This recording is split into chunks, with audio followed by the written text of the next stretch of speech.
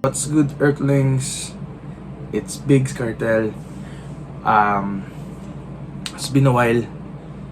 Nakapag-video din. Nakauwi rin ako sa Osaka kasi lately yung mga podcast ko puro puro audio kasi nga wala akong maayos na setup, wala ako sa bahay. 6 months na ako nawala kaya pasensya nyo, pagtsikahin nyo na yan. Tsaka pakinggan nyo na din yung mga audio podcast ko. For today's podcast, gusto ko lang pag-usapan or gusto ko lang i-share sa inyo yung bagay na tumatakbo sa isip ko.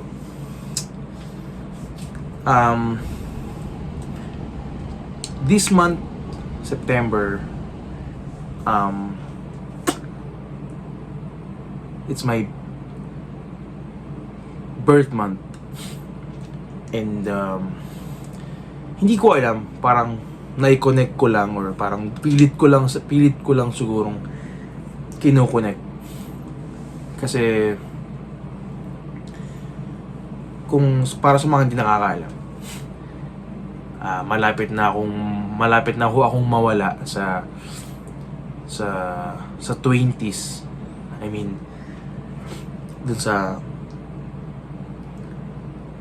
pa-30 na po ako. 30 na ako this month. At hindi ko alam kung meron bang kinalaman to sa nangyayari sa akin. Kasi nung bata ako, or nung medyo bata-bata pa ako, nasa mga 20s pa ako. Like, siguro, nung pagdating ko sa Japan, so sa mga 18, 20, 24, 25 years old, yung ganung era, or ganung edad ko, ang dami kong gustong gawin. Ang dami kong gustong, ang dami kong gustong malaman, ang dami kong gustong i-explore, mapabagay man, storya or sports, yung mga gusto kong gawin, gusto kong bilhin, gusto kong i-try, gusto kong subukan sa buhay ko. Marami, dami ko.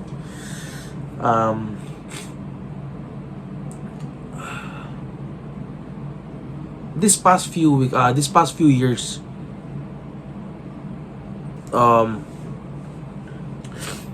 na nararamdaman ko sa sarili ko unti-unti na nawawala na yung mga interest ko dati sa mga bagay na gustong-gusto ko, or mga bagay na gusto kong gawin, mga bagay na gusto kong malaman, gusto kong i-try, subukan man lang bago man lang mamatay. Gusto ko siyang subukan, i-try or explore, pero napapansin ko yung sarili ko lately, nawawalan ako ng interest, nawawalan ako ng gana, na parang mas nagiging practical na ako ngayon sa buhay. Kasi imbis na gawin to, wag na lang kasi magastos or maglalabas ako ng pera dito, kaya wag na lang, mas kailangan ko mag-ipon, mas kailangan ko magpera. Or minsan gusto kong pumunta sa gym, gusto kong bumalik dun sa gusto ko ulit mag-train ng jiu-jitsu, or gusto ko man maglaro ng basketball ulit, pero parang nawawalan ako ng gana. Hindi naman nawawala, hindi ko alam, nalilito ako kung nawawalan na ba ako ng gana, or wala na lang talaga akong oras para gawin yung mga yun. Nagtatalo yung dalawa eh. Wala na ba ako interest? Hindi ko na ba sila gustong gawin? O wala na talaga akong oras kasi nga mas inuuna ko yung mga bagay na mas makakatulong sa akin o sa pamilya ko, sa buhay. Or let's say, mas pinili ko na lang na i-focus yung sarili ko, alagaan yung sarili ko, tsaka maghanap buhay, magtrabaho, ganun. Hindi ko alam. So, kaya, tinatanong ko sa sarili ko, or tinatanong ko sa mundo, na, parte ba to ng pagtanda? Or parte ba to ng pagkakaroon ng edad na nawawala ng interest mo or pagmamahal mo sa mga bagay na gusto mong gawin ng bata ka? Hindi ko alam. Meron namang time na talagang gustong-gusto kong gawin talaga. Gustong-gusto kong bumalik. Gustong-gusto kong gawin yung mga bagay na ginawa ko dati. Pero, yun nga, nawawalan ako ng interest. Nawawalan ako ng gana. Or, nawawalan lang talaga ako ng oras. Pero yung passion ko dun sa bagay na yun is nandun pa rin. Hindi ko alam. Siguro, para malaman kung alin ba sa dalawa yung nagiging awkward o nung alin ba dun yung talagang problema mo or problema ko. Try kong bumalik doon sa pagtitraining ng jiu-jitsu tsaka paglaro ng basketball. Pag nandun na ako, pag gusto mo talaga, babalik yung interest mo eh. Babalik yung power mo, yung motivation mo. Try ko lang.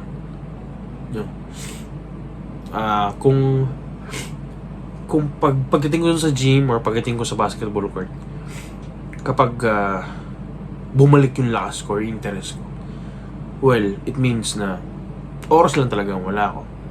Or pagkakataon na chance lang yung wala talaga ako. Pero kapag nandun na ako sa mismong lugar na yun, sa court or sa gym ng jiu-jitsu, at kapag ginagawa ko na siya at wala na talaga akong gana or wala na talaga, well, maybe it's time to let go, or maybe it's time to move on. Ewan ko, mahirap man, pero wala. Kailangan siguro. Hindi ko pa na-try, pero yun nga, yun yung goal ko. Try ko siya. Try ko lang. At sa inyo, alam ko kayo din, may mga bagay din kayo na gustong gawin, or meron din kayo mga bagay na ginagawa dati na parang nawala na lang kayo ng gana ngayon. Katulad ko na hindi nyo alam kung wala na ba talaga kayo interest, gana, or oras lang talaga yung wala kayo. Well, ang advice ko lang sana, gawin yung bala kong gawin. Try nyo lang. Sa Pinas kasi, maraming naglaro ng basketball, di ba? Basketball, nagwa-bike, ganun. Or kahit ano man, anumang activities or anumang trabaho or what. Try nyo lang ulit balikan. Try nyo lang ulit gawin yung mga bagay na ginagawa nyo, or dun sa mga bagay na nawalan na kayo ng interest or nawalan kayo ng gana. Na dati, mahal na mahal nyo or gusto nyo gawin noon nung bata pa kayo, or nung may oras pa kayo, nung may gana pa kayo. Tapos ngayon, parang bigla na lang na nawala. Ganun. Ang advice ko, ang gusto kong gawin nyo, try nyong balikan. Wala akong masama, di ba? Try nyong balikan. And, try nyo lang ulit na gawin yung bagay na yun. Then, kapag nandun na kayo, pag bumalik yung passion nyo, yung sabik, bumalik na yung gana nyo, yung puwersa, yung power nyo dun sa bagay na yun. Well, oras lang talaga wala kayo. And it's a good thing. Pero, kung bumalik kayo dun sa bagay na ginagawa nyo dati, at wala na talaga yung gana, or wala na talaga yung interest nyo sa bagay na yun, maybe it's time to let go. Maybe it's time to move on. Diba? Nakakalungkot lang, pero wala eh. Kasi hindi ko alam kung parte ba siya ng pagkakaroon ng edad ng tao. Ano yun? Pagbata lang ba tayo, di ba? Nakakalungkot isipin kasi ako kasi lately marami akong gustong bagay na balikan na ginagawa ko dati. Hindi hindi ako professional, pero alam mo yun, gusto ko kasi yung nagagalaw ko yung katawan ko. Gusto kong maging maliksi. Gusto kong maging malakas. Kaya ayun, I was training jiu-jitsu like few years ago, like 4 years ago. And then I used to go to gym every day. Tapos minsan sumusundot ako ng basketball. Sumasama ako sa mga tropa ko kapag may laban, pag may tournament, nakikisali ako. Well, ang sarap sa feeling nung ginagawa mo yung mga bagay na gusto mo. Kaso nga lang, yun nga, lumarating sa timer, sa oras na nawawala na yung passion mo doon sa bagay na nawawala na yung gana mo, yung interest mo, or nawawalan ka lang talaga ng oras. Kaya yun, try natin balikan yung mga bagay na gusto natin gawin dati, or we used to do. Kasi sayang naman, di ba? Kumbaga, nasimulan na natin. Naranasan na natin. Kaya, wag naman natin sanang hayaang mamatay yung passion natin sa isang bagay na gusto natin gawin. Di ba? Wala naman sigurong masama. Wala naman tayong sinasaktan na tao, or wala tayong inaapakan na tao. Ibigay lang natin yung gusto ng puso natin, ng utak natin. Di ba? Kaya, kung kayo nagba-basketball dati, or nag-gym kayo dati, nagda-drive kayo dati, nagmo-motor kayo dati, mahilig kayo magluto dati, or mahilig kayong mag-video, or mag-photoshoot, or mga cameraman, may mga camera kayo dati, or kung ano man,